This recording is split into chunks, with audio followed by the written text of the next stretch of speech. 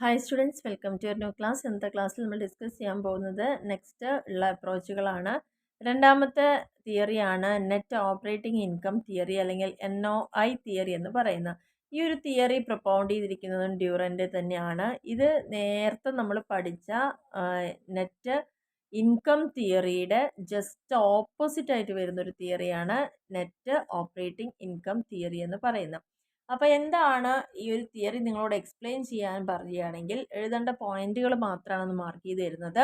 According to NOI theory, any change in the capital structure does not affect the market value of the company and overall cost of capital.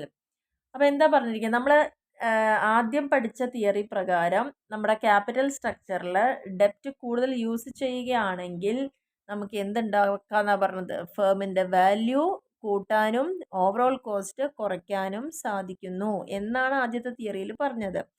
ഇനി രണ്ടാമത്തേക്ക് എത്തുമ്പോൾ അവർ പറയുന്നത്, നിങ്ങൾ അങ്ങനെ ഒരു capital സ്ട്രക്ചറിൽ ഇത്ര ശതമാനം ഡെപ്റ്റ്, ഇത്ര ശതമാനം ഇക്വിറ്റി, അങ്ങനെ ഒരു സംഭവമൊന്നുമില്ല. അത് എന്ത് തന്നെയാണെങ്കിലും ആ ഒരു ഓവറോൾ കോസ്റ്റ് റിമെയിൻസ് സെയിം. ഇവിടെ എക്സാമ്പിൾ പറയുന്നുണ്ട് കേട്ടോ, ഡെറ്റിൻ്റെ റേഷ്യോ പറയുന്നുണ്ട്. അതായത് പകുതി ഇക്വിറ്റിയും പകുതി ഡെറ്റും ആവാം. അതുപോലെ തന്നെ കാൽഭാഗം ഇക്വിറ്റിയും മുക്കാൽ ഭാഗം ഡെറ്റും ആവാം. മുക്കാൽ ഭാഗത്ത് ഇക്വിറ്റിയും കാൽഭാഗം ഡെറ്റും ആവാം. അല്ലെങ്കിൽ 40-60 റേഞ്ചിലോ, അങ്ങനെ എന്ത് റേഷ്യോ വേണമെങ്കിലും നിങ്ങൾ എടുത്തുകൊള്ളൂ. പക്ഷേ ഓവറോൾ കോസ്റ്റ് എന്ന് പറയുന്നത് ആ ക്യാപിറ്റലിൻ്റെ എപ്പോഴും റിമെയിൻ സെയിം, ഒരേപോലെ ആയിരിക്കും. അല്ലാണ്ട് ഇതെടുക്കുന്നതിനനുസരിച്ച് ഇപ്പോൾ നമ്മൾ പറഞ്ഞല്ലോ, ഡെറ്റ് കൂടുന്ന സമയത്ത് ഓവറോൾ കോസ്റ്റ് കുറയ്ക്കാം, വാല്യൂ കൂട്ടാം എന്നൊക്കെ പറയുന്നുണ്ട്. പക്ഷെ അങ്ങനെ എന്ത് ഇത് വന്നു കഴിഞ്ഞാലും ആ ഒരു കോസ്റ്റ് സെയിം ആയി തന്നെ നിൽക്കുന്നു. അതുകൊണ്ട് തന്നെ ഒരു ഒപ്റ്റിമം ക്യാപിറ്റൽ സ്ട്രക്ചർ ഒന്നില്ല എന്നാണ് പറയുന്നത്.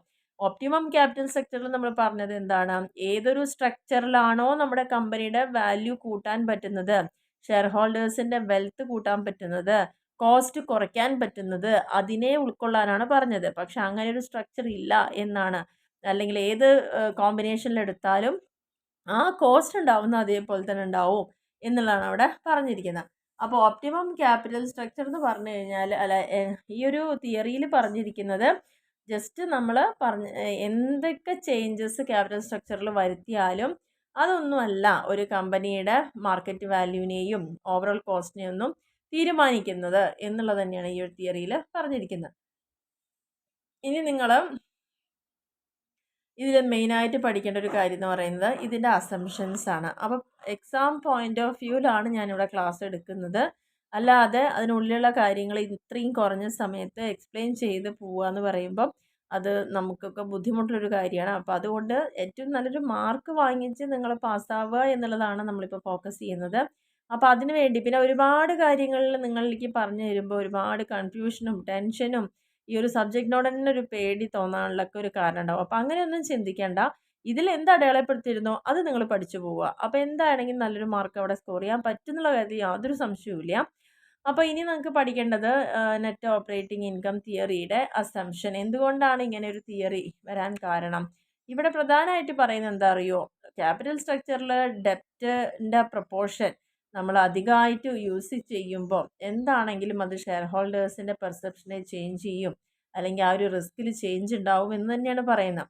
ഇക്വിറ്റി ഷെയർ ഹോൾഡേഴ്സും മറ്റുള്ള ഇൻവെസ്റ്റേഴ്സും ഒക്കെ ക്യാപിറ്റലൈസ് ചെയ്യണം ആ ഫേമിൻ്റെ വാല്യൂവിനെ മൊത്തത്തിൽ. അതേപോലെ തന്നെ കോർപ്പറേറ്റ് ടാക്സ് ഇല്ല എന്നുള്ളൊരു അസംഷൻ ഇവിടെ പറയുന്നുണ്ട്. പിന്നെ കോസ്റ്റ് ഓഫ് ഡെപ്റ്റ് ആണ് എപ്പോഴും കോസ്റ്റ് ഓഫ് ഇക്വിറ്റിയെക്കാട്ടിലും കുറവ് എന്നുള്ള അസംഷൻ പറയുന്നുണ്ട്. കോസ്റ്റ് ഓഫ് ഡെപ്റ്റ് എപ്പോഴും കോൺസ്റ്റൻ്റ് ആണെന്ന് പറയുന്നുണ്ട്. ഓവറോൾ കോസ്റ്റ് ഓഫ് ക്യാപിറ്റലും കോൺസ്റ്റൻ്റ് ആണെന്ന് പറയുന്നുണ്ട്. ഈ ഒരു തിയറീസിൻ്റെ ബേസിസിലാണ് നമ്മുടെ ഈ ഒരു നെറ്റ് ഓപ്പറേറ്റിംഗ് ഇൻകം തിയറി ഈ ഒരു അസംഷൻ്റെ ബേസിസിലാണ് ഉണ്ടായിരിക്കുന്നത്. അപ്പം നിങ്ങൾ പഠിക്കേണ്ടത് തിയറി എന്താ പഠിക്കുക, അതിൻ്റെ അസംഷൻ പഠിക്കുക, മെയിൻ പോയിന്റ്സ് ഒക്കെ ഒന്ന് ജസ്റ്റ് ഒന്ന് വായിച്ച് നോക്കുക. ഇവിടെ പറഞ്ഞിരിക്കുന്ന ഓവറോൾ കോസ്റ്റ് ഓഫ് ക്യാപിറ്റൽ എപ്പോഴും കോസ്റ്റ് ഓഫ് ഇക്വിറ്റിക്ക് ഈക്വൽ ആയിരിക്കും. കാരണം എല്ലാം ഇക്വിറ്റീനെ മാത്രം ബേസ് ചെയ്ത് വരുന്നൊരു ഫേമാണെന്ന് വിചാരിക്കുക. കാരണം അവിടെ റേസ് ചെയ്യുന്നതെല്ലാം ഇക്വിറ്റിയിലൂടെ സീറോ ഡെറ്റാണ് ഉപയോഗിക്കുന്നതെങ്കിൽ അവിടുത്തെ കോസ്റ്റ് ഓഫ് ക്യാപിറ്റൽ എപ്പോഴും കോസ്റ്റ് ഓഫ് ഇക്വിറ്റിക്ക് തുല്യമായിരിക്കും. ഇനി overall cost of capital of the firm remains constant for all degrees of leverages. ഏത് ഡെറ്റ് ഇക്വിറ്റി മിക്സ് എടുത്താലും നമ്മുടെ ഓവറോൾ കോസ്റ്റ് ഓഫ് ക്യാപിറ്റൽ എങ്ങനെയായിരിക്കും, അത് റിമെയിൻസ് ഫിക്സഡ് അല്ലെങ്കിൽ കോൺസ്റ്റന്റ് ആയിരിക്കും എന്നാണ് പറയുന്നത്. ഇനി ഫേമിൻ്റെ വാല്യൂ എപ്പോഴും അൺചേഞ്ച്ഡ് ആണ്. ഏത് ലിവറേജ് നമ്മൾ യൂസ് ചെയ്തോട്ടെ, ഏത് ലിവറേജ് കൊണ്ട് ഉദ്ദേശിക്കുന്നത് എന്താ? ഡെപ്റ്റും ഇക്വിറ്റിയും തമ്മിലുള്ള റേഷ്യോ. അതിന് യാതൊരു മാറ്റവും ഇവിടെ വരുന്നില്ല എന്നുള്ളതാണ് പറയുന്നത്. അവരെ സംബന്ധിച്ചോളം നിങ്ങൾ സെലക്ട് ചെയ്യുന്ന ഏതൊരു ക്യാപിറ്റൽ സ്ട്രക്ചറും ഓപ്റ്റിമമാണ്. വാല്യൂ ഓഫ് ഇക്വിറ്റി എന്ന് പറയുന്നത് അതിനൊരു റെസിജ്വൽ വാല്യൂ ഉണ്ട്. കാരണം അതെങ്ങനെയാണ് കിട്ടുന്നത്? നമ്മുടെ കയ്യിലുള്ള ടോട്ടൽ വാല്യൂവിൽ നിന്ന് കോസ്റ്റ് ഓഫ് ഡെപ്റ്റ് അല്ലെങ്കിൽ വാല്യൂ ഓഫ് ഡെപ്റ്റ് കുറച്ച് കഴിഞ്ഞ് കഴിഞ്ഞാൽ അത് കിട്ടുന്നതാണ് ഫേമിൻ്റെ വാല്യൂ എന്ന് പറയുന്നത്, അല്ലെങ്കിൽ വാല്യൂ ഓഫ് ഇക്വിറ്റി എന്ന് പറയുന്നത്. The cost of equity shares with increase in debt. നമ്മുടെ ഇക്വിറ്റി ഷെയർസിൻ്റെ കോസ്റ്റ് കൂടുന്നതിനനുസരിച്ച് ഡെപ്റ്റും കൂട്ടിക്കഴിഞ്ഞാൽ, ഫിനാൻഷ്യൽ ലിവറേജ് ഉണ്ടായിക്കഴിഞ്ഞാൽ തീർച്ചയായിട്ടും അത് ഫിനാൻഷ്യൽ ലിവറേജിനെയോ അല്ലെങ്കിൽ ഡെറ്റ് ഇൻക്രീസ് ചെയ്യുകയോ ചെയ്യാം. അതായത് cost of equity increases with the debt കൂടുന്തോറും എന്തും കൂടുന്നുണ്ട്, കോസ്റ്റ് ഓഫ് ഇക്വിറ്റി അവിടെ കൂടുന്നുണ്ട്. അല്ലെങ്കിൽ financial leverage and decrease with decrease in debt കുറയും തോറും ആ ഒരു ലിവറേജും അവിടെ കുറയുന്നു അല്ലെങ്കിൽ എന്നാണ് അവിടെ സൂചിപ്പിച്ചിരിക്കുന്നത്. അത്രയും കാര്യങ്ങൾ അവിടെ നോക്കുക. ഇനി ഇതിൻ്റെ കമ്പ്യൂട്ടേഷനാണ് മെയിനായിട്ട് നോക്കേണ്ട അടുത്തൊരു പോയിന്റ്. NOI അപ്രോച്ച് പ്രകാരം വാല്യൂ കാണാനുള്ള ഇക്വേഷൻ നോക്കാം. V equal to EBIT by KO, earning before interest and tax divided by overall cost of capital. അപ്പോൾ ഈ ഒരു അപ്രോച്ച് പ്രകാരം V കാണാനുള്ള ഇക്വേഷനാണ് ഇവിടെ പറഞ്ഞിരിക്കുന്നത്. ഇനി അടുത്തത് നിങ്ങൾ പഠിക്കേണ്ട ഇക്വേഷൻ എന്ന് പറയുന്നത് കോസ്റ്റ് ഓഫ് ഇക്വിറ്റി ആണ്. കോസ്റ്റ് ഓഫ് ഇക്വിറ്റി എന്ന് പറയുന്നത് market value of equity capital എങ്ങനെയാണ് കാൽക്കുലേറ്റ് ചെയ്യേണ്ടത് എന്നുള്ളതാണ് പറഞ്ഞിരിക്കുന്നത്. അപ്പോൾ അത് രണ്ട് തരത്തിൽ പറയുന്നു. ഒന്ന് from the total value of the firm ആണെങ്കിൽ ഈക്വൽ ടു എന്താണ് V മൈനസ് ഡി. വാല്യൂ എന്നാണെങ്കിൽ V minus D, total value കിട്ടിയിട്ട് അതിന് ഡെപ്റ്റ് കുറച്ച് കഴിഞ്ഞാൽ നമുക്ക് ഇക്വിറ്റി കിട്ടും. കോസ്റ്റ് ഓഫ് ഇക്വിറ്റി കാൽക്കുലേറ്റ് ചെയ്യാൻ KE കാൽക്കുലേറ്റ് ചെയ്യാൻ ഇക്വേഷൻ എന്താ? EBIT minus I divided by E or V minus D. E എന്ന് പറയുന്നത് എന്ത് തന്നെയാണ്? V മൈനസ് ഡി ആണെങ്കിലും അത് ഓക്കെയാണ്. അപ്പോൾ ഈ ഒരു ഇക്വേഷൻസ് ആണ് ഈ ഒരു മോഡലിൽ പഠിക്കാനുള്ളത്. ഒന്ന് വാല്യൂ കാണാൻ എബിറ്റ് ബൈ KO, പിന്നെ ഇക്വിറ്റിയുടെ മാർക്കറ്റ് വാല്യൂ കാണാൻ E equal to V minus D, അതല്ലെങ്കിൽ EBIT minus I divided by E or V minus D. ഇതാണ് നമ്മളവിടെ പഠിക്കേണ്ട ഒരു കാര്യം. അപ്പോൾ ഇതിൻ്റെ ബേസിസിൽ നമുക്ക് ഈ ഒരു പ്രോബ്ലം ഇവിടെ നോക്കാം. A Limited has a EBIT rupees 1 lakh. It has borrowed a debt of rupees 5 lakh at the rate of 10%. Overall capitalization rate is 12.5%. Find out the value of the company and equity capitalization rate under NOI approach. ഒരു കമ്പനിയുടെ ലാഭം, EBIT എന്ന് പറഞ്ഞാൽ earning before interest and tax, ഇൻട്രസ്റ്റും ടാക്സും കൊടുക്കുന്നതിന് മുന്നുള്ള ലാഭം എന്ന് പറയുന്നത് 1 lakh ആയിരുന്നു. കമ്പനി 5 ലക്ഷം രൂപ കടം വാങ്ങിയിട്ടുണ്ട്. 10% റേറ്റിലാണ് അത് കടം വാങ്ങിയിരിക്കുന്നത്. കമ്പനിയുടെ മൊത്തത്തിലുള്ള ഓവറോൾ ക്യാപിറ്റലൈസേഷൻ എന്ന് പറയുന്നത് 12.5 ആണ്. നമ്മളോട് കമ്പനിയുടെ വാല്യൂ കണ്ടുപിടിക്കാൻ പറഞ്ഞിട്ടുണ്ട്, അതേപോലെ എക്വിറ്റി ക്യാപിറ്റലൈസേഷൻ റേറ്റും കണ്ടുപിടിക്കാൻ പറഞ്ഞിട്ടുണ്ട്. അപ്പം നമുക്കിവിടെ ആദ്യം കിട്ടിയിരിക്കുന്നത് എന്താ? നമ്മുടെ ലാഭം എടുക്കുക, എബിറ്റ് എടുക്കുക. ആ എബിറ്റും അതുപോലെ ഓവറോൾ ക്യാപിറ്റലൈസ് ചെയ്യുന്ന റേറ്റും എത്ര? 12.5 ആണ്. അപ്പം നമുക്ക് ഇതിനെ എന്ത് ചെയ്താൽ മതി? റെസിപ്രോക്കൽ ചെയ്യുകയാണെങ്കിൽ, അതായത് 1 lakh ലാഭം കിട്ടിയിട്ടുണ്ട് ഇൻറ്റു 12.5% ആണ്. അപ്പോൾ ഏതോ ഒരു എമൗണ്ടിൻ്റെ 12.5% ആണ് ഈ 1 lakh. അപ്പോൾ ആ ടോട്ടൽ വാല്യൂ നമുക്ക് കിട്ടണമെങ്കിൽ എന്ത് ചെയ്താൽ മതി? 1 lakh ഇൻറ്റു തിരിച്ചിടുക 100 ബൈ 12.5 ഇടുക. അപ്പോൾ നമുക്ക് 8 lakh എന്ന് കിട്ടി. അപ്പോൾ കമ്പനിയുടെ മൊത്തം വാല്യൂ എത്രയാണ്? 8 ലക്ഷമാണെന്ന് കിട്ടി. ഡെപ്റ്റ് നമുക്കറിയാലോ 5 ലക്ഷമാണ് ഡെപ്റ്റ് ഉള്ളത്. അപ്പോൾ അതിൽ ഇക്വിറ്റിയുടെ വാല്യൂ കണ്ടുപിടിക്കാൻ എന്ത് ചെയ്താൽ മതി? നമ്മുടെ ടോട്ടൽ വാല്യൂ ആയിട്ടുള്ള 8 ലക്ഷത്തിൽ നിന്ന് നമുക്ക് കിട്ടിയ ഡെപ്റ്റ് 5 ലക്ഷം കുറച്ചാൽ ബാക്കി 3 ലക്ഷമാണ് എന്ത്? ഇക്വിറ്റിയുടെ വാല്യൂ എന്ന് പറയുന്നത്. അപ്പോൾ ഒന്നാമത്തെ ആൻസർ നമുക്കവിടെ വന്നിട്ടുണ്ട്. ഇനി നമ്മളോട് പറഞ്ഞിരിക്കുന്ന ഇക്വിറ്റി ക്യാപിറ്റലൈസേഷൻ റേറ്റ് കണ്ടുപിടിക്കാൻ പറഞ്ഞിട്ടുണ്ട്. ഇക്വിറ്റി ക്യാപിറ്റലൈസേഷൻ റേറ്റ് കണ്ടുപിടിക്കാൻ പറഞ്ഞ ഇക്വേഷൻ എന്താണ്? EBIT minus I by E into 100. EBIT എത്രയാണ് നമുക്ക് കിട്ടിയിരിക്കുന്നത്? 1 lakh കിട്ടിയിട്ടുണ്ട്. അതിൽ നിന്ന് I എന്ന് പറയുന്നത് ഇൻട്രസ്റ്റ് ആണ്. ഇൻട്രസ്റ്റ് ഏതിൻ്റെയാണ്? 5 ലക്ഷം രൂപയാണ് ഡെറ്റ് ഉള്ളത്. അതിൻ്റെ 10%, 5 ലക്ഷത്തിൻ്റെ 10% 50,000, അത് കുറയ്ക്കുക interest, divided by E equity. ഇപ്പോൾ നമുക്ക് കിട്ടിയിട്ടുണ്ടല്ലോ 3 lakh എന്ന് പറഞ്ഞ് കിട്ടിയിട്ടുണ്ടല്ലോ, 3 lakh ഇൻറ്റു 100. അപ്പോൾ 16.67 ആണ് ക്യാപിറ്റലൈസേഷൻ റേറ്റ് എന്ന് പറയുന്നത്. ഇനി നമുക്ക് let's verify the validity of NOI approach. നമുക്ക് ഈ ഒരു അപ്രോച്ചിൻ്റെ വാലിഡിറ്റി എത്രത്തോളം ഉണ്ടെന്ന് വെരിഫൈ ചെയ്യാം. കാരണം ഓവറോൾ കോസ്റ്റ് ഓഫ് ക്യാപിറ്റൽ എന്ന് പറയുന്നത് എന്താ? ഈ ഡെറ്റിൻ്റെയും ഇക്വിറ്റിയുടെയും കോസ്റ്റ് തന്നെയാണ്. അപ്പോൾ KD കോസ്റ്റ് ഓഫ് ഡെപ്റ്റ് into D by V. D by V എന്ന് പറഞ്ഞാൽ debt by value, plus cost of equity into E by V. ഈ ഇക്വേഷൻ കണ്ട് പേടിക്കേണ്ട. ഇവിടെ ഡെപ്റ്റും ഇവിടെ ഇക്വിറ്റിയും. ഇവിടെ ഡെറ്റിൻ്റെ വാല്യൂ ബൈ ടോട്ടൽ വാല്യൂ, ഇവിടെ ഇക്വിറ്റിയുടെ വാല്യൂ ബൈ ടോട്ടൽ വാല്യൂ. അപ്പോൾ ഇവ തമ്മിൽ രണ്ടും കണ്ടതിന് ശേഷം പ്ലസ് ചെയ്താൽ മതിയാവും. അപ്പോൾ കോസ്റ്റ് ഓഫ് ഡെറ്റ് എത്രയാണ്? 10% ഇൻറ്റു 5. ഡി എന്ന് പറയുന്നത് 5 ലാക്ക്, വാല്യൂ എന്ന് പറയുന്നത് 8 ലക്ഷം, പ്ലസ് കെ ഇ എന്ന് പറയുന്നത് എത്രയാണ്? 16.67% ഇൻറ്റു ഇ എന്ന് പറയുന്നത് എന്താ? കോസ്റ്റ് ഓഫ് ഇക്വിറ്റി, അത് 3 ലാക്ക് ഡിവൈഡഡ് ബൈ 8 ലാക്ക്. അപ്പോൾ നമുക്കിത് ഇതെല്ലാം ക്രോസ് ചെയ്ത് നിങ്ങൾ പോകുന്ന സമയത്ത് ക്യാൻസൽ ചെയ്ത് പോകുമ്പോൾ ഇവിടെ 6.25 എന്ന് കിട്ടും. ഇനി ഇവിടെ നമുക്കിതെല്ലാം ക്യാൻസൽ ചെയ്ത് പോകുന്ന സമയത്ത് 6.25 കിട്ടും. രണ്ടും കൂടി കൂട്ടുമ്പോൾ 12.5% ആണ്. അപ്പം നമുക്ക് ഈ എമൗണ്ടിലേക്ക് എത്തി ഓവറോൾ ക്യാപിറ്റലൈസേഷൻ റേറ്റ് എന്ന് പറഞ്ഞ് 12.5% ഇവിടെ കിട്ടിയിട്ടില്ലേ? അപ്പോൾ നമ്മൾ ഈ ചെയ്തത് കറക്റ്റാണ് എന്ന് തിരിച്ചൊന്ന് ചെയ്ത് കാണിച്ചു തരികയാണ്. അത് നമ്മൾ ചെയ്ത ഉത്തരങ്ങൾ കറക്റ്റാണോ എന്നുള്ളത്. അപ്പോൾ ഇങ്ങനെയാണ് ഈ ഒരു മെത്തേഡ് ചെയ്യേണ്ട വിധം. അപ്പോൾ ഇവിടെ എന്ന് പറഞ്ഞു കഴിഞ്ഞാൽ നമ്മളവിടെ ഇക്വേഷൻ ഉപയോഗിച്ചിട്ടുണ്ട്. ടോട്ടൽ വാല്യൂ കണ്ടു, വാല്യൂ ഓഫ് ഇക്വിറ്റി കണ്ടു, ക്യാപിറ്റലൈസേഷൻ റേറ്റും കണ്ടു. ഇത് നമ്മൾ ചെയ്ത് കറക്റ്റാണോ നോക്കാൻ തിരിച്ച് എന്ത് ചെയ്താൽ മതി? ഇപ്പോൾ ഇക്വിറ്റിയുടെയും ഡെറ്റിൻ്റെ ഒക്കെ കോസ്റ്റും വാല്യൂ ഒക്കെ കിട്ടിയ സ്ഥിതിക്ക് നമുക്ക് ഈ മോഡൽ ചെയ്ത് കഴിഞ്ഞാൽ ഈ ഒരു റേറ്റ് നമുക്ക് കറക്റ്റായിട്ട് അതിലേക്ക് കിട്ടുകയാണെങ്കിൽ ഈ അപ്രോച്ച് അവിടെ നമ്മൾ ചെയ്ത് കറക്റ്റ് ആണെന്നുള്ളതാണ് പറയുന്നത്. ഇനി ഈ ഒരു അപ്രോച്ചിൻ്റെ ഇവാലുവേഷൻ ഇവിടെ പറയുന്നുണ്ട്, മെറിറ്റ് എന്ന് പറയുന്നുണ്ട്. അപ്പോൾ കൃത്യമായിട്ട് ഈ ഒരു അപ്രോച്ച് പറയുകയെന്ന് വെച്ചാൽ പുതിയ ഇൻവെസ്റ്റ്മെൻറ്റ് പ്രപ്പോസൽസ് ഒക്കെ ആക്സെപ്റ്റ് ചെയ്യുന്ന സമയത്ത് അതെപ്പോഴും നെറ്റ് ഓപ്പറേറ്റിംഗ് ഇൻകം എന്താണോ അതിൻ്റെ ബേസിസിലാണ് ചെയ്യുക, and the total value of the firm.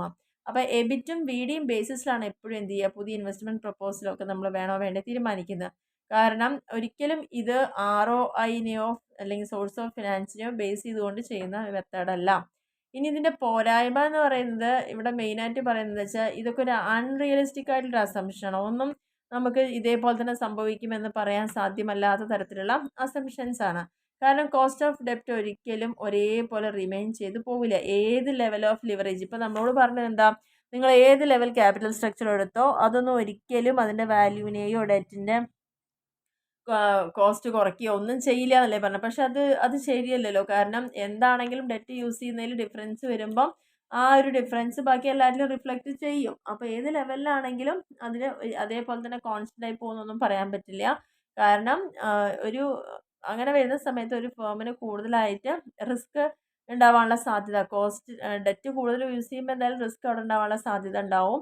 അതേപോലെ തന്നെ ഓവറോൾ കോസ്റ്റ് ഓഫ് ക്യാപിറ്റൽ അത് കൂടും എന്നുള്ളതാണ് പറയുന്നത്. അപ്പോൾ അതുകൊണ്ട് തന്നെ ഫേമിൻ്റെ വാല്യൂ ഒരിക്കലും ഒരേപോലെ നിൽക്കാൻ നമുക്ക് സാധിക്കില്ല, അത് ചേഞ്ച് ചെയ്തുകൊണ്ടിരിക്കും എന്നുള്ളതാണ് പറയുന്നത്. അപ്പോൾ ഇതാണ് ഈ രണ്ട് കാര്യങ്ങൾ, മെറിറ്റും അതിൻ്റെ ഡിമെറിറ്റും. അപ്പോൾ ഇന്ന് നമ്മൾ എക്സ്പ്ലെയിൻ ചെയ്തത് ഏതാണ്? നെറ്റ് ഓപ്പറേറ്റിംഗ് ഇൻകം തിയറിയാണ്. ഇനി അതിൽ തന്നെ വരുന്ന അടുത്തൊരു അപ്രോച്ച് കൂടി പറയാം, ട്രഡീഷണൽ തിയറി അല്ലെങ്കിൽ ട്രഡീഷണൽ അപ്രോച്ച് എന്ന് പറയുന്നത്. ഈ ട്രഡീഷണൽ അപ്രോച്ച് സജസ്റ്റ് ചെയ്തത് സോളമൻ എസ്ട്രയാണ്. ഇതിൻ്റെ പ്രത്യേകത എന്താ അറിയോ? നമ്മളിപ്പോൾ രണ്ട് അപ്രോച്ച് പഠിച്ചു അല്ലേ? NI അപ്രോച്ചും പഠിച്ചു, NOI അപ്രോച്ചും പഠിച്ചു. ഇത് രണ്ടിൻ്റെയും ഇടയിൽ നിൽക്കുന്ന പോലെയാണ് നമ്മുടെ ട്രഡീഷണൽ തിയറി പറഞ്ഞത്. അതായത് ഇതിൻ്റെ ദോഷങ്ങളെയും ഇതിൻ്റെ ദോഷങ്ങളെയൊക്കെ പരിഹരിച്ച് കിട്ടുന്ന രീതിയിൽ നടുവിൽ നിന്നുകൊണ്ടാണ് ഈ ഒരു അപ്രോച്ച് വർക്കൗട്ട് ചെയ്യുന്നത്. കാരണം ഇതിനെ കോംപ്രമൈസ് ചെയ്യുന്നു എന്നുള്ള പറയാം. അതുകൊണ്ട് തന്നെ ഇടയിൽ നിന്ന് അതിനെ കോംപ്രമൈസ് ചെയ്യുന്നതുകൊണ്ട് തന്നെ ഇതിനെ പറഞ്ഞ വേറൊരു പേരാണ് ഇൻ്റർമീഡിയറ്റ് അപ്രോച്ച്. ഒരു ഇടനിലക്കാരനെ പോലെ വർക്ക് ചെയ്യുന്നു എന്നാണ് പറയുന്നത്. എന്താണ് അപ്പോൾ ഈ ഇടയിൽ നിന്ന് ഇവർ ചെയ്യുന്നത്? ആദ്യത്തെ കേസിൽ നമ്മളോട് എന്താ പറഞ്ഞത്? NI അപ്രോച്ചിൽ എന്താ പറഞ്ഞത്? നിങ്ങളുടെ ക്യാപിറ്റൽ സ്ട്രക്ചറിൽ നിങ്ങൾ കൂടുതലായി ഡെറ്റ് യൂസ് ചെയ്യൂ, അതുവഴി ഓവറോൾ കോസ്റ്റ് കുറയ്ക്കൂ, വാല്യൂ കൂട്ടൂ എന്നാണ് പറഞ്ഞത്. രണ്ടാമത്തെ എത്തിയപ്പോൾ പറഞ്ഞു നിങ്ങൾ എന്ത് തന്നെ ഓപ്റ്റിമം ക്യാപിറ്റൽ സ്ട്രക്ചർ എടുത്താലും അതൊന്നും നിങ്ങളുടെ വാല്യൂവിനെയോ ഓവറോൾ കോസ്റ്റിനെയോ ഒന്നും ചെയ്യുന്നില്ല എന്നാണ് പറഞ്ഞത്. അപ്പോൾ നിങ്ങൾ എടുക്കുന്നത് എല്ലാം തന്നെയാണ് ഓപ്റ്റിമം ക്യാപിറ്റൽ സ്ട്രക്ചർ തന്നെയാണെന്നാണ് പറഞ്ഞത്. പക്ഷേ ഇവിടെ പറയുന്നത് ഇവർ രണ്ടിനെയും കോംപ്രമൈസ് ചെയ്തുകൊണ്ടാണ് ഈ ട്രഡീഷണൽ തിയറി എന്ന് പറയുന്നുണ്ട്. അങ്ങനെ വരുമ്പോൾ ഇതിൻ്റെ പ്രത്യേകത എന്താണെന്ന് വെച്ച് കഴിഞ്ഞാൽ ദ യൂസ് ഓഫ് ഡെപ്റ്റ് up to a point is advantages. ആദ്യത്തെ കേസിൽ എന്താ പറഞ്ഞത്? ക്യാപിറ്റൽ സ്ട്രക്ചറിൽ ഡെറ്റ് യൂസ് ചെയ്യൂ എന്നാ പറഞ്ഞത്. അപ്പോൾ നമ്മളോട് ഈ തിയറിയിൽ എന്താ പറയുന്നത്? യൂസ് ചെയ്തോളൂ, പക്ഷേ ഏതുവരെ മാത്രം? Up to a certain limit. Use of ഡെപ്റ്റ് അപ് ടു എ പോയിന്റ്, ഒരു പോയിന്റ് വരേക്ക് നിങ്ങൾ യൂസ് ചെയ്തോ, അത് നിങ്ങൾക്ക് ഗുണം കിട്ടും. It helps the firm to reduce. അങ്ങനെ ചെയ്യുമ്പോൾ നിങ്ങളുടെ ഓവറോൾ കോസ്റ്റ് ഓഫ് ക്യാപിറ്റലിനെ കുറയ്ക്കാൻ അത് സഹായിക്കും. അതുവഴി നിങ്ങളുടെ ഫേമിൻ്റെ വാല്യൂ കൂടുകയും ചെയ്യും. പക്ഷേ ബിയോണ്ട് ദിസ് പോയിന്റ്, ഏതോ ഒരു പോയിന്റ് അല്ലേ, ആ പോയിന്റ് വരെ നിങ്ങൾ ചെയ്തോ എന്ന് പറയുന്നുണ്ട്. ആ പോയിന്റും കടന്നിട്ട് നിങ്ങൾ ഡെറ്റ് കൂടുതൽ യൂസ് ചെയ്താൽ അവിടെ എന്തുണ്ടാവും? കോസ്റ്റ് ഓഫ് ഇക്വിറ്റി അവിടെ വർദ്ധിച്ചു വരുന്നു എന്നാണ് പറയുന്നത്. എന്തുകൊണ്ടാണ്? This is because the increase in debt leads to increase the financial risk of equity share holders. ഡെപ്റ്റ് യൂസ് ചെയ്യുന്തോറും ഫിനാൻഷ്യൽ റിസ്ക് ആരുടെ കൂടും? ഇക്വിറ്റി ഷെയർ ഹോൾഡേഴ്സിന്റെ ബാധ്യത അവിടെ കൂടിക്കൊണ്ടിരിക്കുകയാണ് അല്ലേ? അപ്പോൾ ഇതിൻ്റെ ഒരു അഡ്വാൻറ്റേജ് എന്താണ്? ഈ ഡെറ്റ് എപ്പോഴും ഒരു ചീപ്പർ സോഴ്സ് ആണെന്ന് പറയുന്നുണ്ട്. അപ്പോൾ ഈ ഡെറ്റ് യൂസ് ചെയ്തത് കൊണ്ടുള്ള നമുക്ക് കിട്ടിയിട്ടുള്ള ഗുണത്തിനെ അവിടെ എന്ത് ചെയ്ത് പോവുകയാണ്? ഈ കോസ്റ്റ് ഓഫ് ഇക്വിറ്റി കൂടുന്നത് കൊണ്ട് ആ ഗുണം നമുക്ക് കൃത്യമായിട്ട് കിട്ടാത്തൊരവസ്ഥയിലേക്ക് അത് ഓഫ്സെറ്റ് ചെയ്ത് പോകുന്നു എന്നാണ് പറയുന്നത്. അതുകൊണ്ട് തന്നെ mixing debt and equity judicially, നമ്മുടെ ക്യാപിറ്റൽ സ്ട്രക്ചറിൽ ഡെറ്റും ഇക്വിറ്റിയും ഒക്കെ നമ്മൾ വെക്കുമ്പോൾ, മിക്സ് ചെയ്യുമ്പോൾ നല്ല ശ്രദ്ധിച്ച് വേണം അത് ചെയ്യാൻ വേണ്ടിയിട്ട്. It is possible to minimise the overall cost of capital and maximising the total value of the firm. അതായത് നമ്മുടെ കോസ്റ്റ്, ഓവറോൾ കോസ്റ്റിനെ കുറയ്ക്കാൻ പറ്റുന്നതും വാല്യൂവിനെ കൂട്ടാൻ പറ്റുന്ന തരത്തിൽ മാത്രം അത് വൈസായിട്ട് ജുഡീഷ്യൽ ആയിട്ട് നമ്മൾ ചിന്തിച്ച് തീരുമാനിക്കണം. അല്ലാണ്ട് there is N optimum capital structure, അങ്ങനെ ഒരു സ്ട്രക്ചർ ഉണ്ട്. Optimum capital structure is one at which the value is maximum and care is minimum. അപ്പോൾ ആ ഓപ്റ്റിമം ക്യാപിറ്റൽ സ്ട്രക്ചർ ഉണ്ട് എന്ന് തന്നെയാണ് ഈ ഒരു തിയറിയിൽ പറഞ്ഞിരിക്കുന്നത്. അത് പറഞ്ഞിരിക്കുന്നത് ഡെറ്റ് യൂസ് ചെയ്യേണ്ടത് ഒരു സർട്ടൻ ലിമിറ്റ് വരെ മാത്രമാണെങ്കിൽ നിങ്ങൾക്ക് അഡ്വാൻറ്റേജസ് ഉണ്ടാവും. പക്ഷേ ആ ലിമിറ്റും കടന്ന് പോകുമ്പോൾ അവിടെ നമുക്ക് എന്താണ്? കോസ്റ്റ് ഓഫ് ഡെപ്റ്റ് കൂടുകയും അതുവഴി ഇക്വിറ്റിയുടെ കോസ്റ്റ് ഓഫ് ഇക്വിറ്റി കൂടും, അതുവഴി ഫിനാൻഷ്യൽ റിസ്ക് കൂടും. അപ്പോൾ ഡെറ്റ് യൂസ് ചെയ്യുന്നതിനുള്ള ഗുണം നമുക്കില്ലാതെ ആവുന്നു എന്നാണ് ഈ ഒരു തിയറിയിൽ അവിടെ പറഞ്ഞിരിക്കുന്നത്. ഇനി നമുക്ക് ഈ ഒരു തിയറിയെ ബേസ് ചെയ്തിട്ടുള്ള ഒരു പ്രോബ്ലം കൂടി അവിടെ നോക്കാം. Compute the total value of the firm, value of equity, overall cost of capital from the following information.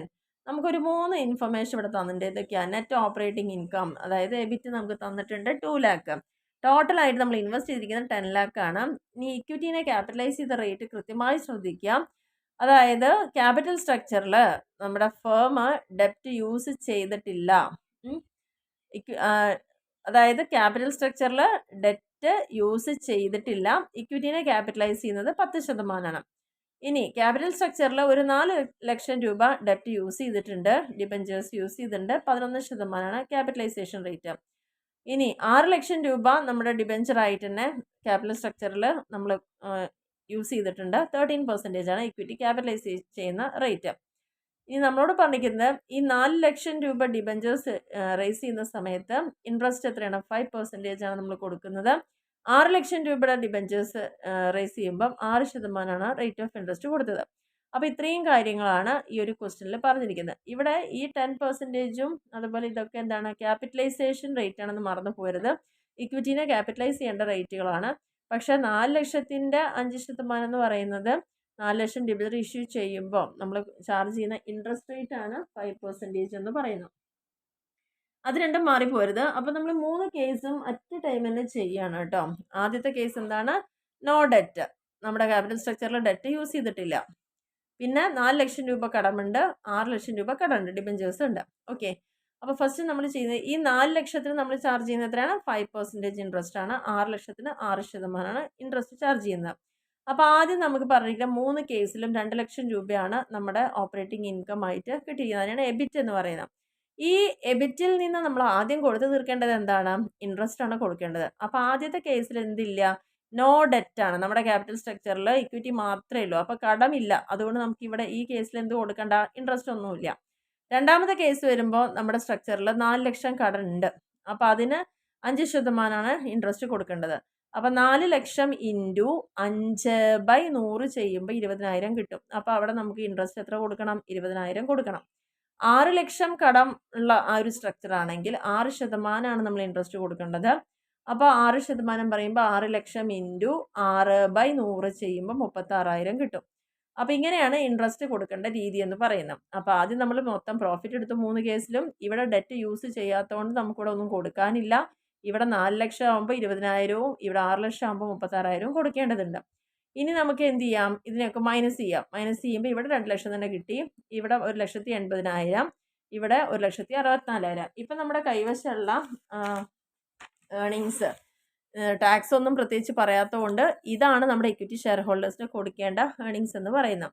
ആ ഇക്വിറ്റിനെ നമുക്ക് എന്ത് ചെയ്യണം? ക്യാപിറ്റലൈസ് ചെയ്യണം. അപ്പോൾ നമ്മുടെ ക്വസ്റ്റ്യനിൽ ഓൾറെഡി 10%, 15%, 13% ക്യാപിറ്റലൈസേഷൻ റേറ്റ് അവിടെ പറഞ്ഞിട്ടുണ്ട്. അപ്പോൾ market value of equity share എങ്ങനെ കണ്ടുപിടിക്കാം? EBIT minus I by K E ആണ് ചെയ്യേണ്ടത്. അപ്പോൾ ഇവിടെ നമുക്ക് എത്രയാണ് കിട്ടിക്കുന്നത്? ആദ്യത്തെ കേസിൽ എബിറ്റ് എത്രയാണ്? 2 ലക്ഷം ഇൻറ്റു ഐ എന്ന് അതിൻ്റെ ക്യാപിറ്റലൈസേഷൻ റേറ്റ് എത്രയാണ്? 10%. 10% പറയുമ്പോൾ നമുക്ക് ടോട്ടൽ കിട്ടാൻ എന്ത് ചെയ്യണം? നമ്മൾ റെസിപ്രോക്കൽ ചെയ്യണം. അപ്പോൾ 100/10 എന്ന് ചെയ്യുക. അപ്പോൾ നമുക്ക് 20 ലക്ഷം എന്ന് കിട്ടി. അടുത്ത കേസിൽ നമ്മുടെ പ്രോഫിറ്റ് എത്രയായിരുന്നു? 1,80,000 ആയിരുന്നു. ഇൻറ്റു 11% പറയുമ്പോൾ 100/11. ഇവിടെ അടുത്ത മൂന്നാമത്തെ കേസിലോ 1,64,000 ആയിരുന്നു നമ്മുടെ ഇൻട്രസ്റ്റ് കൊടുത്ത് ബാലൻസ് ഉള്ള പൈസ എന്ന് പറയുന്നത്. 1,64,000 ഇൻറ്റു 100/13 ചെയ്യാം.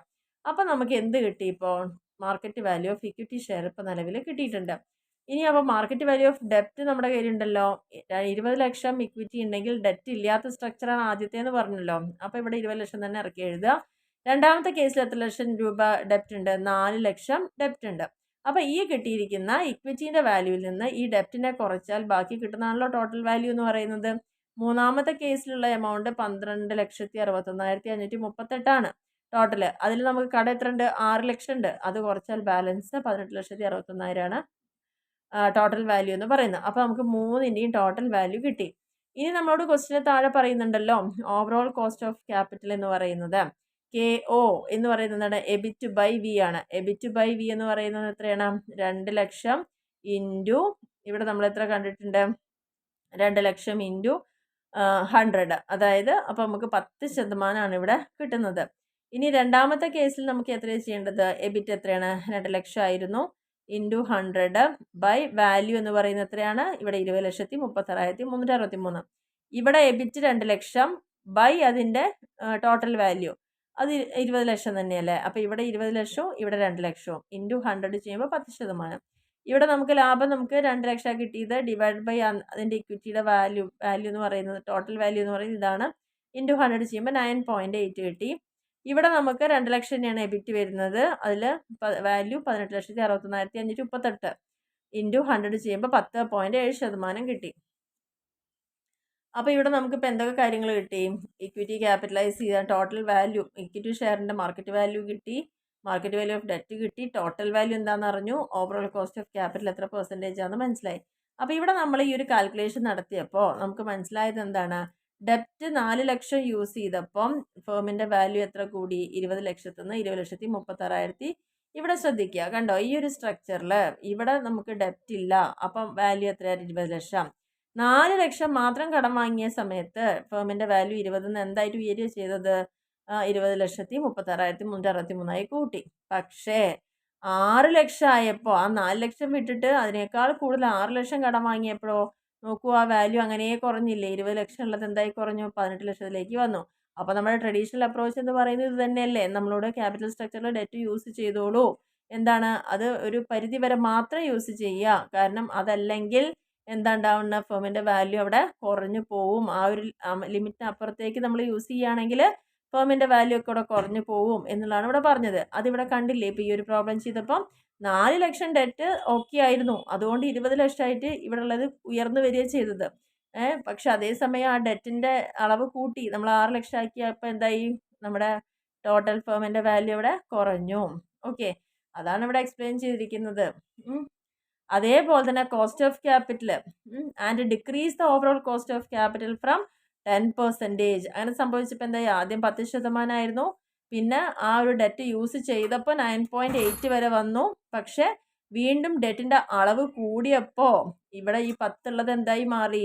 10.7% വരെ അത് ഇൻക്രീസ് ആയി എന്നാണ് പറഞ്ഞത്. അപ്പോൾ അതിൻ്റെ അർത്ഥം എന്താണ്? ദസ് ദ യൂസ് ഓഫ് ഡെപ്റ്റ് up to a certain level reduces the cost of overall cost and raises the value. ഇപ്പോൾ ഇവിടെ നമ്മൾ ഡെറ്റേ യൂസ് ചെയ്യാത്തപ്പോൾ 10%ഉം 2 ലക്ഷമൊക്കെ കിട്ടി, വാല്യൂ ഒക്കെ ഇവിടെ കിട്ടിയിട്ടുണ്ട്. പക്ഷേ ഡെറ്റ് കുറച്ച് യൂസ് ചെയ്തപ്പോൾ നോ പ്രോബ്ലം, കോസ്റ്റ് കുറഞ്ഞു. ശരിക്കും ഓവറോൾ കോസ്റ്റ് അവിടെ കുറഞ്ഞു. അതേപോലെ തന്നെ നമുക്ക് വാല്യൂ അവിടെ കുറച്ച് കൂടി. പക്ഷെ ആ ഒരു പരിധി വിട്ടിട്ട് കൂടിയപ്പോൾ എന്താ? ഈ വാല്യൂ കുറയുകയും കോസ്റ്റ് കൂടുകയും ചെയ്തു എന്നാണ് നമ്മുടെ ഈ ട്രഡീഷണൽ അപ്രോച്ച് പ്രകാരം ഇവിടെ കാണിച്ചത്. Thus the use of debt up to a certain level reduces overall cost. Overall cost ഒരു പരിധി വരെ അത് കുറയാനും വാല്യൂ കൂടാനൊക്കെ പറ്റി. പക്ഷേ ബിയോണ്ട് ദിസ് ലെവൽ, ആ ലെവലിൻ്റെ അപ്പുറത്തേക്ക് ഡെറ്റ് ഉയർന്നപ്പോൾ അഡീഷണൽ ഡോസ് കൂടി ഡെറ്റിൻ്റെ നമ്മൾ കൊടുത്തപ്പോൾ എന്തായി, അവിടെ ഡിക്രീസ് ചെയ്തു, വാല്യൂ കുറഞ്ഞു. കോസ്റ്റ് അവിടെ ഓവറോൾ കോസ്റ്റ് അവിടെ കൂടി. 10 ഉണ്ടായിരുന്നത് 10.7 ആയി, ഇല്ലെങ്കിൽ 9.8 ആയത് 10.7 ആയിട്ട് കോസ്റ്റ് അവിടെ ഓവറോൾ കോസ്റ്റ് അവിടെ കൂടി. അതേപോലെ മാർക്കറ്റിൻ്റെ വാല്യൂ അവിടെ കുറഞ്ഞു എന്നുള്ളതാണ് അവിടെ പറഞ്ഞിരിക്കുന്നത്. ഇനി ആ തിയറിയുടെ ജസ്റ്റ് ഒരു ഇവാലുവേഷൻ ഇവിടെ പറയുന്നുണ്ട്. ഇതിൻ്റെ മെറിറ്റും ഡിമെറിറ്റുകളൊക്കെയാണ്. ഇവിടെ ഡെറ്റ് യൂസ് ചെയ്യുന്ന ഒരു സർട്ടൻ ലിമിറ്റ് വരെ മാത്രം മതി, എന്നാൽ മാത്രമാണ് വാല്യൂ കൂടുള്ളൂ, കോസ്റ്റ് കുറയുള്ളൂ. അതിനപ്പുറത്തേക്ക് പോകുമ്പം അത് നമുക്ക് ഫേവറബിൾ ആയിക്കോളന്നില്ല പറഞ്ഞിട്ടുണ്ട്. പിന്നെ 2 കൗണ്ടുകൾ അവിടെ അവർ പറയുന്നുണ്ട്. ഒന്ന് മാർക്കറ്റ് ഇംപെർഫെക്ഷനെ കുറിച്ചും പിന്നെ ടാക്സ് ഡിഡക്റ്റ് ചെയ്യുന്നതിൻ്റെ ഇൻട്രസ്റ്റ് ചാർജ് കൊടുക്കുമ്പം നമുക്ക് ആ ടാക്സ് ഡിഡക്ഷൻ കിട്ടുന്നു എന്നുള്ളത്.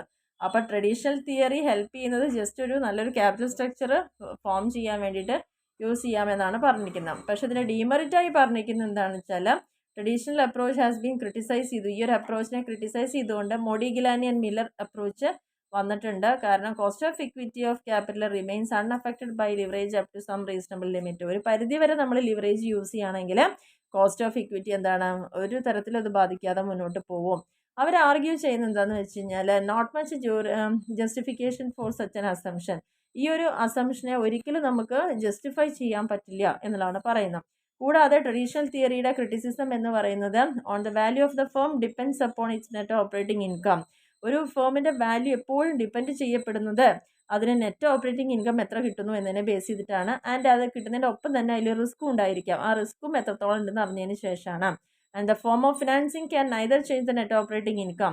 ഏത് തരത്തിൽ നമ്മൾ ഫണ്ട് റേസ് ചെയ്യുന്നു എന്നുള്ളതൊന്നും ഒരിക്കലും അതിൻ്റെ നെറ്റ് ഓപ്പറേറ്റിംഗ് ഇൻകത്തിൽ ചേഞ്ച് വരാനുള്ള സാധ്യതയില്ല. അല്ലെങ്കിൽ റിസ്ക്, അതുമായി ബന്ധപ്പെട്ടിരിക്കുന്ന റിസ്കിനൊന്നും അത് അഫക്റ്റ് ചെയ്യുന്നില്ല. പക്ഷെ എന്ത് മാത്രമേ ചെയ്യുന്നുള്ളൂ, can simply change the way in which net operating income. അവിടെ ജസ്റ്റ് ഏത് മാർഗത്തിലൂടെ നിങ്ങൾ നെറ്റ് ഓപ്പറേറ്റിംഗ് ഇൻകം ഉണ്ടാക്കുന്നു എന്നതിനാണ് മാറ്റം വരുന്നത്. And risk attached to it are distributed between equity share holders and debt holders. ഇത്രത്തോളം വരുന്ന സമയത്ത് ആ റിസ്ക് അനുഭവിക്കേണ്ടത് ആർക്കായിരിക്കും, ഇക്വിറ്റി ഷെയർ ഹോൾഡേഴ്സിനും ഡെറ്റ് ഹോൾഡേഴ്സിനും ഇടയിലായിട്ട് അത് ഡിസ്ട്രിബ്യൂട്ട് ചെയ്യപ്പെടുന്നു എന്നുള്ളതാണ് പറഞ്ഞിരിക്കുന്നത്. അപ്പോൾ ഇത്രയാണ് നമ്മുടെ ഈ ഒരു 2 അപ്രോച്ചുകളെ കുറിച്ച് ഡീറ്റെയിൽ ആയി പറഞ്ഞത്. നെറ്റ് ഓപ്പറേറ്റിംഗ് ഇൻകം അപ്രോച്ചും അതേപോലെ തന്നെ ട്രഡീഷണൽ അപ്രോച്ചും. അപ്പോൾ നിങ്ങൾക്ക് ഈ പറഞ്ഞിരിക്കുന്ന കാര്യങ്ങളെല്ലാം ക്ലിയർ ആയെന്ന് വിചാരിക്കുന്നു. വീഡിയോ ഇഷ്ടപ്പെടുകയാണെങ്കിൽ തീർച്ചയായിട്ടും ഒന്ന് ലൈക്ക് ചെയ്യുക, ഷെയർ ചെയ്യുക, കമൻറ്റ് ചെയ്യുക. സബ്സ്ക്രൈബ് ചെയ്യാതെ കാണുന്ന ആളുകളുണ്ടെങ്കിൽ തീർച്ചയായിട്ടും ഒന്ന് സബ്സ്ക്രൈബ് ചെയ്യുക, സപ്പോർട്ട് ചെയ്യുക. Okay, thank